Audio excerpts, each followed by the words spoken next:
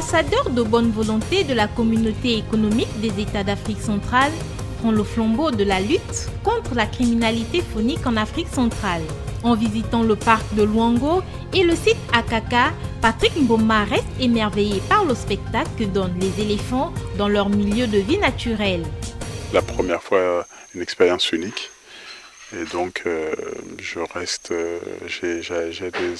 j'avais des yeux écarquillés à m'être retrouvé si près d'un éléphant majestueux, paisible, en train de manger, d'avoir vu des éléphants en groupe, isolés, dans l'eau, dans la boue,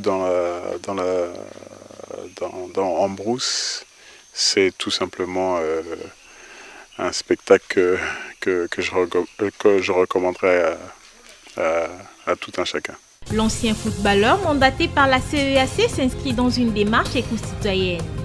Il compte faire une nouvelle plaidoyer pour que les pays membres de la CEAC et les différents organismes chargés de protéger les animaux ne baissent pas de vigilance en ce qui concerne la lutte anti-braconnage des éléphants, très convoités pour leur ivoire et leur poil. Il faut avoir un discours qui soit porteur, qui entre dans la conscience collective. Et pour cela, je pense qu'il y a des personnes qui ont cette magie de rassembler les gens, notamment les sportifs et les artistes. Je pense notamment aux chanteurs. Nous lui avons demandé de faire le plaidoyer pour les efforts que les États de la sous-région ont déjà consenti en ce qui concerne donc la lutte anti-braconnage.